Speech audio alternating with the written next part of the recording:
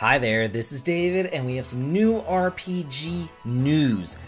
This week, the Sony's PlayStation State of Play comes out on Thursday, and I wasn't planning on doing a new RPG news video until then, but we've had so many announcements, not only just today, but in the previous days, and even some upcoming announcements of announcements, and all sorts of stuff that really piques my interest, and I think that y'all will be interested in too, so I just want to hit the ground running and talk about all this stuff, all this great stuff, and I also just want to say this, I'll probably do another one of these videos on Thursday, because who knows what they're going to announce then. This is thrilling!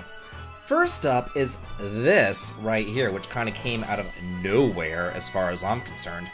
This is a Chinese RPG done in the HD 2D Octopath style, and it's called, well, right now it's being called Codename Wandering Sword, and it's only announced for the PC. Now, this is a Chinese developed game, however, it will be released in English. There is not a release date set for it yet, though, unfortunately, but look at these screens. They're absolutely gorgeous! And there's another trailer released with it, and I want to show that trailer right now so y'all can look at that as I talk about it as well. So first up, you're going to notice that the cutscenes are done in kind of this calligraphy, pencil-y, traditional style. It's very pretty, it's very well done, but the gameplay itself is done HD 2D, with these sprites that look straight out of the SNES. But look at these towns. Look at them, they're gorgeous. The lamps, oh my god, I just can't, I can't. This is giving me massive Suikoden vibes. This looks amazing. I really haven't played that many Chinese RPGs in my time.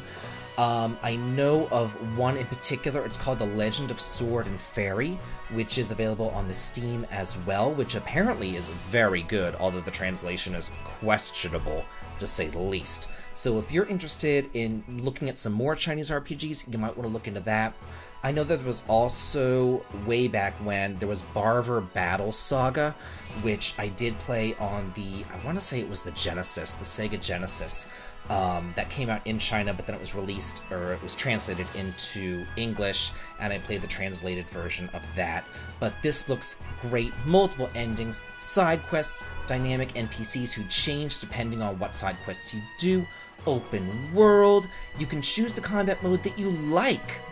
It says if you're a fan of strategy games, you can select the traditional turn-based combat mode to outmaneuver your enemies, or if you want to take things into your own hands, select the real-time combat mode. So it's action, or it's kind of like a lunar battle system as well. So that, I mean, this looks great. This looks great. Hopefully we do get a console release, but right now there is no release date, and it says only on Steam for right now. Next. Romancing Saga Minstrel Song is being remastered for basically everything. PS5, PS4, Switch, PC, Android, just not the Xbox because, yeah, Xbox. It's going to launch this winter. So let me go ahead and show y'all the trailer for this while I talk about Romancing Saga Minstrel Song. This is my copy of the PlayStation 2 version of this game, and I was looking at it earlier, and for whatever reason, don't ask me why, I actually have two instruction manuals for this, and the instruction manuals are huge, but when you start collecting stuff, you just end up with stuff, and I don't even know why I have two instruction manuals, but I just do. But anyway, let's start at the very beginning. Romancing Saga is obviously part of the Saga series. It was originally released for the Super Famicom in Japan. It was never released in America, though, back when. They already did kind of a remaster of the Super Famicom version over on Steam, but this is a remaster of the remake. So, yeah, there's a lot going on here. There's the original, there's a remaster of the original on Steam, there's the remake on the PS2, then what you're getting right now is a remaster of the remake. Myself, personally, am not exactly the biggest fan of Saga games. My favorite Saga games are the first three on the original Game Boy, which are known in the West as the Legend series. All the rest of them have been way too open world, way too obtuse, just way too much for me to get into. I know it's kind of a bad word these days, but I actually prefer some linearity in my JRPGs. I don't want everything to be all open world all the time. I like it whenever there's just a little bit of guidance, you know, and you don't really get that with SaGa. However, I did play this game, I did beat this game. There are 8 heroes that you can choose from. I've beaten it with one of the heroes, the most linear story that was there, which was Albert's story. He was the prince, and I beat it with him just to see what the game was about way back when. And I did enjoy my time with it, but will I buy this remaster? Probably not. However, this last paragraph does intrigue me. Let's read it.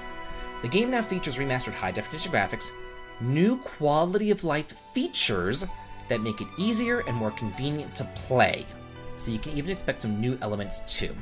I don't know exactly what that entails, but unless it entails a complete redo of everything that has anything to do with SaGa, more than likely I still won't like it. It probably just has to do with like auto-saving and maybe making glimmering a little bit easier, or readjusting experience and gold values. Probably just little things like that. You're probably not going to get massive gameplay changes that I would really need in order to enjoy that game. But hey, if you're a fan of the SaGa series, check it out. Next, Star Ocean: The Divine Force news is set for late June. We have an announcement for an announcement. But let me tell you why. We were originally supposed to get Star Ocean: The Divine Force news during the State of Play on Thursday. But now they're basically saying, hey, the game is still not at the level that we wanted to be at, so we're going to delay that. And you know what? Fine by me. I am A-okay with this news. Let me tell you why. The Star Ocean series started off on the SNES and then moved to the PlayStation. It was great. PlayStation 2, it was okay. PlayStation 3, it was like, PlayStation 4 just nose dived. It's one of the few franchises that started off really strong and then it just went downhill ever since. And I am afraid that if the Divine Force doesn't do all that well, that's going to be the death knell for the Star Ocean series. Honestly, I thought that Integrity and Faithlessness, the 5th game in the series, was going to be that death knell, so I was shocked to hear that there was even going to be a Star Ocean 6. I am happy that there's a Star Ocean 6, but I am even more happy that they are not rushing it. That they are knowing that, hey, this isn't up to snuff, we need to put some more time into it, we need to make this a good game. It says, we're working hard to live up to everybody's expectations, please give us a little bit more time.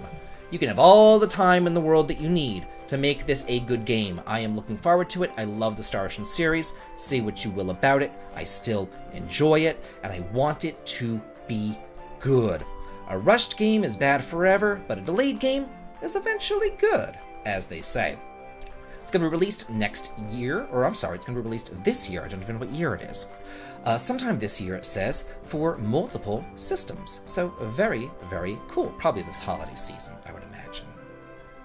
Next, I am on the official Japanese website translated into English for the One Piece RPG. And I know I'm taking up a lot of the screen, but there isn't really a whole lot on this screen that I really want to show. It's mostly just some photographs, but the main thing that I want to talk about here is the battle system. You can look at this picture right here that you see, and you can totally tell that, guess what? It's turn-based. This is a turn-based JRPG. This is not an action RPG, and to me it looks Persona-esque. Maybe it's going to have a press-turn battle system. Who knows? You can see down here that he is selecting his commands from a menu, and you can even see right here that it says you can move the area and select the attack range according to the situation at the start to maximize each ability and aim for victory. So the battle system not only is going to be turn-based, but it's going to be tactical turn-based, kind of like Chrono Trigger, or the Trail series, where you can maybe, your skill has like a circle, and it will hit all the enemies within that circle. So that looks really, really, really nice. I personally have never watched the One Piece animated series or read the comic books about One Piece or anything like that. I've said it before and I'll say it again, I'm not really big into anime. But I am big into JRPGs, and this looks right up my alley. And from the other anime JRPGs that I've played, you don't really need to know much about the television show in order to enjoy the video game. So I am not concerned at all about not knowing anything about One Piece besides it's some pirate with a straw hat. That's literally the only thing that I know about it. So hopefully I'll enjoy it. I'm looking forward to it. It looks beautiful. It looks very Dragon Quest-y to me. Also, just like the design of the enemies and just how pretty it is. I am looking forward to this turn-based JRPG myself. Now, let's talk about something that's not a JRPG. Something that's cool, though. Sonic Frontiers. The teaser trailer was just released, and watch this. Watch this. I know that it's not a JRPG, but I've been known to dabble. I like Mario, I like Kirby, I like these classic series. And look at this. Look at this. This looks like Xenoblade. I mean, look at this world. It looks gorgeous. Gorgeous. Flying up on through here doing, man, I am all about this. I was at the gym earlier and I saw this trailer and I'm like, whoa, I need to talk about this because this looks so freaking cool. And it's getting released for all the systems as well. And I know that Sonic hasn't really been good lately, but this looks nice. However, because it is Sonic, I am still wary. So I will be waiting for reviews myself to see how good it is, but this looks so good. Like, dude, man, this thing looks amazing. Next, we have Pokemon news. And there isn't a lot really to show on this page at all, except to say that a new Pokemon Scarlet and Violet trailer is dropping tomorrow. So yeah, this whole week it's just filled with all sorts of news. We're getting news about new announcements, news about new games. We have the State of Play coming up, and now we're getting news about the new generation of Pokemon. This is the 9th generation of Pokemon, and we're going to get a new trailer for that. So even though this is not going to be talked about at the Sony State of Play because, you know, it's a Nintendo franchise, obviously, I will more than likely talk about the trailer on Thursday whenever I talk about the Sony State of Play. There's just so much stuff to talk about. I am thrilled about this. My wallet is screaming. I don't know about y'all's, but I am looking forward to the rest of the year. We came out of a dark time not that long ago where there weren't a lot of JRPGs, so now to see this massive resurgence of them, now to see just JRPG after JRPG after JRPG constantly, it is just making my heart so happy. I am thrilled. What are y'all most excited about? What are y'all most looking forward to? Let me know in the comments, and as always, have a good day.